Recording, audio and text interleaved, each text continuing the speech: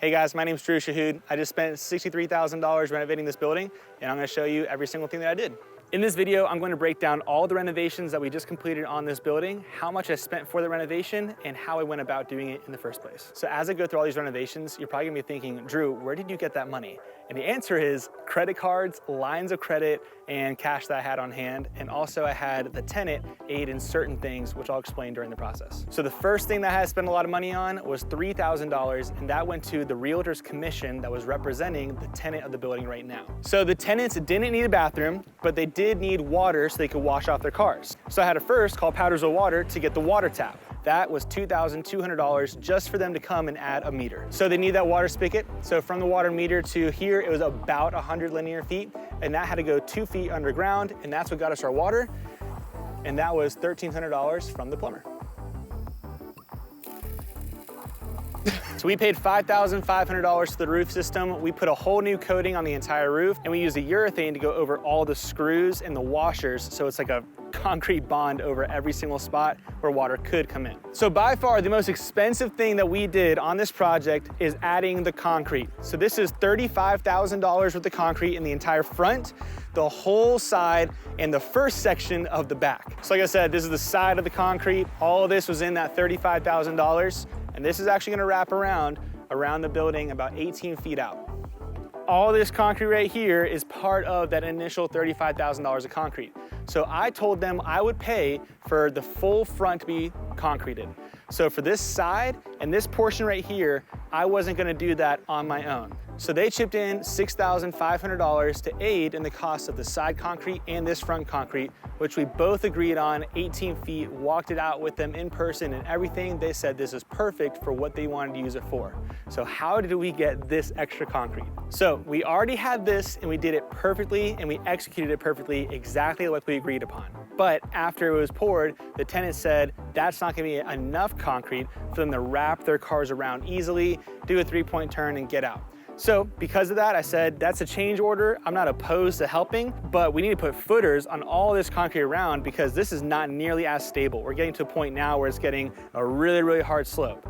So this extra 11.5 by 75 was $8,750 with the footers, and I paid a majority of it. The tenant paid $3,600. So it worked out well. They're happy, I'm happy. More concrete is more fun to have. So you probably noticed the building is painted. So before it can be painted, I had to get it pressure washed. That was $250. I also had the inside pressure wash that was included in that $250, and I had the inside deep cleaned by professional cleaners to get all that oil and grease and grime off the floors. That was $450.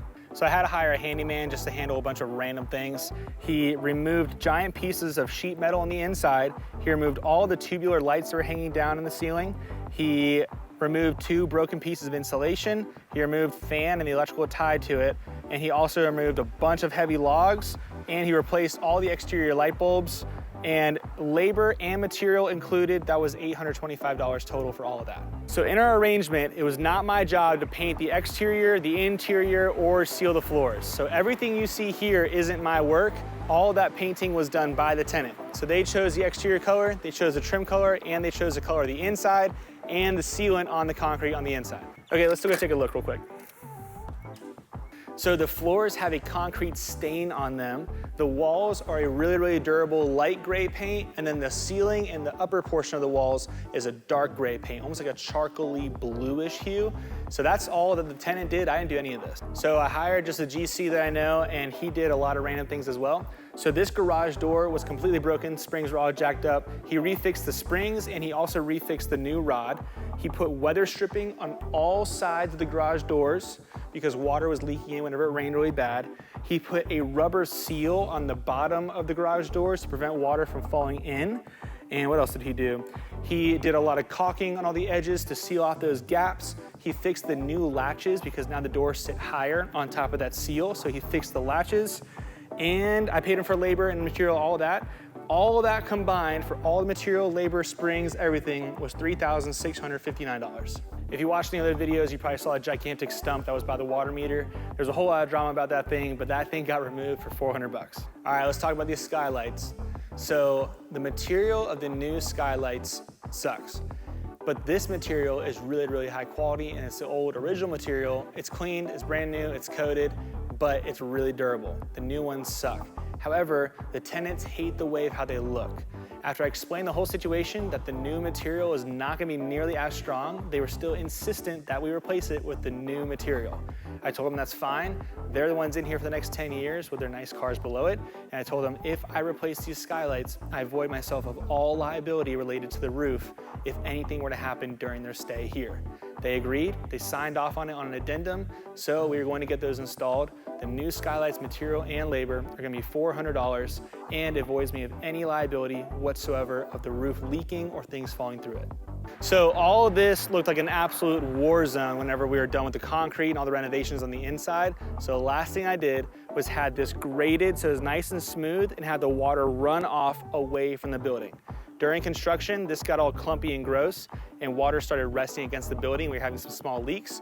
So now at the new grade, it goes away from the building and that was $850 for the grading itself. So the sod itself was bought from a local farmer. I got 7 pallets, so it's 3,500 square feet, and that was delivered on the site for $1,400. And the labor to install it was only $900 to install all this sod and make sure it's all even as they put it down. Okay, so we're gonna add up all the costs. I have my Excel sheet here. Let's see what Siri says. What is 3,000 plus 2,200 plus 1,300 plus 5,500 plus 35,000 plus 8,350 plus 250 plus 450 plus 825 plus 3,659 plus 400 plus 400 plus 1,500 plus 850 plus 900. All right, the total is 64,584. And now we're gonna take that and subtract it by the money that was aided to me. So again, I was given $5,000 for a security deposit. I was given $6,500 to aid in the initial concrete, and I was given $3,600 to aid in this concrete. All of that was paid by the tenants. So what is 5,000 plus 6,500 plus 3,600? It is 15,100. And I already forgot what the first number was, but the total that I spent out of pocket is right here. And I paid for it with credit cards, lines of credit, and cash that I had on hand. All right,